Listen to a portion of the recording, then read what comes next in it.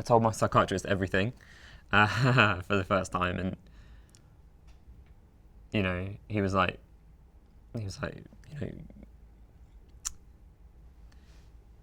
yeah, you're really unwell, and you've got this diagnosis, schizoaffective disorder. I kind of thought my life was over as soon as I got that diagnosis.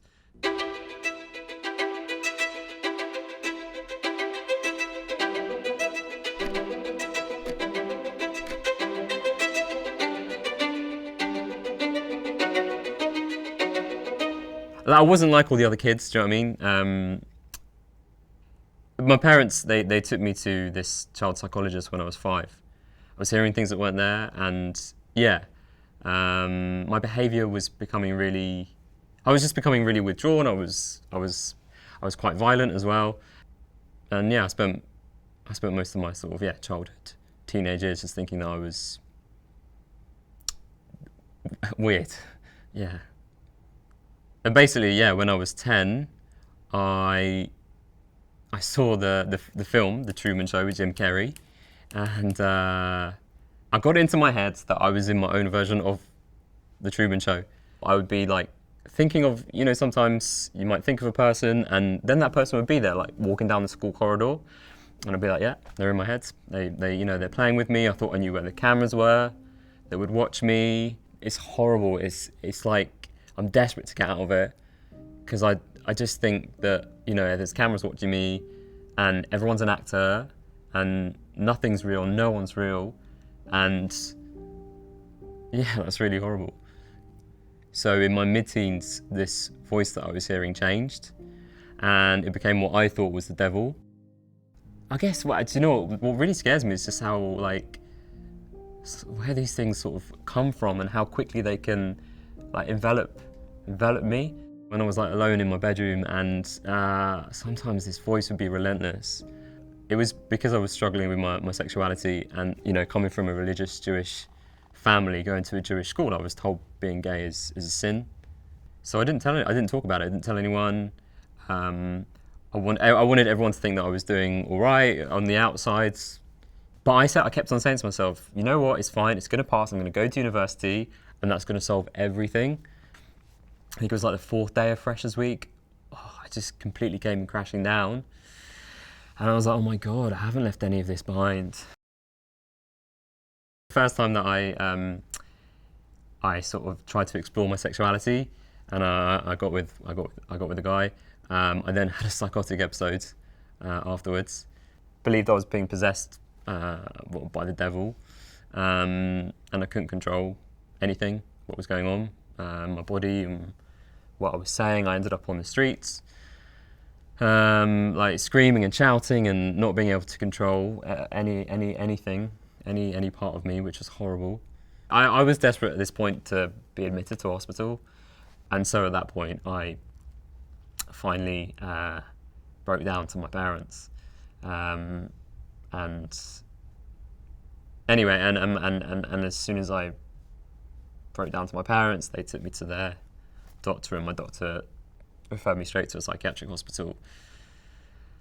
And I was admitted straight away and given this diagnosis, and I guess that was the start of my stay in this psychiatric hospital. I told my psychiatrist everything for the first time, and he was like,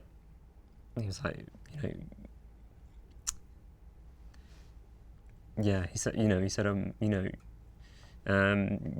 really unwell, and you've got this diagnosis, schizoaffective disorder, this form of schizophrenia, and it was a massive shock, because schizophrenia, everything I thought about schizophrenia was, I guess, from the media, and that was all. People with schizophrenia are dangerous and violent, and I really couldn't take it in for a long time, this diagnosis. In fact, it took me years to deal with it, to be honest, because I kind of thought my life was over as soon as I got that diagnosis. Didn't know who I was anymore, really. All the things that I wanted to do in life. Don't know, I just felt like they were now all closed to me because of this diagnosis. So,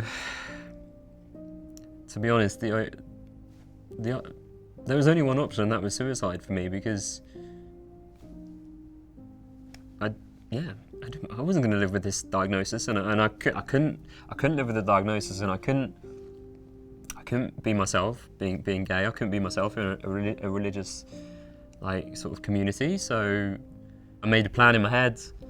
I ran away. I said I needed a cigarette to the nurse that was on duty, and she let me out. Basically, I ended up on the edge of a bridge. For me, I wasn't on this bridge for very long when this stranger basically came and he stood next to me and he started to talk to me. Whenever I tried to talk about my suicidal thoughts and feelings in hospital, people were like, right, medication now, medication, back to the suicide ward. But this guy, like, on the bridge was just so, oh, you alright, mate? Like, just, I don't know, I hadn't had that, like, human interaction for a long time, and there was something about him. He was just so,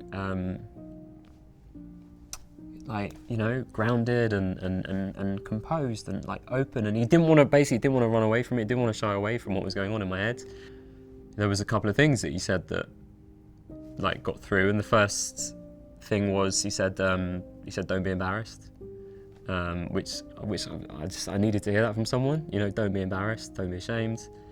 And the second thing that he said, and the thing that, like, I think really sort of hit home, he said to me, you'll be alright, mate, you know, you'll be alright. Which might sound very simple, but I needed to hear that from someone. I didn't believe that I'd be alright, and I don't think anyone around me did. So, I don't know, for this stranger just to like put his faith in me, yeah, I think that changed, well, that changed my outlook on that day. I guess that was the very start of, like, a long journey to dealing with it. For me now, I was diagnosed when I was 20, I'm 33 now, and I've had quite a few relapses and had to go back into hospital, particularly in the last few years. But I guess now I know, like, what to do. I know when I need help. That's the thing. I know when I need help, and I know to ask for it now. I'm really lucky. I've got amazing family and friends, like, support network, and I can be open. And it's hard. I'm not gonna sugarcoat it. It's hard, you know. Basically, I always try and compare it to physical health. So, you know, if I was to have a heart attack right now, like, I know that I wouldn't hesitate to get help. I wouldn't. And I guess if I could, you know, go back and, like, talk to my sort of 15-year-old self, I'd say it's just human. What's going on and what will happen is just human. I really thought I'd never be able to, like, experience moments of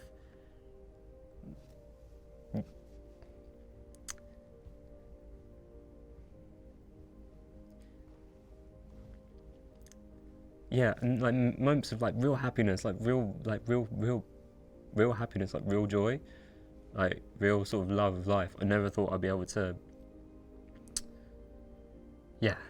reach those moments, but I have.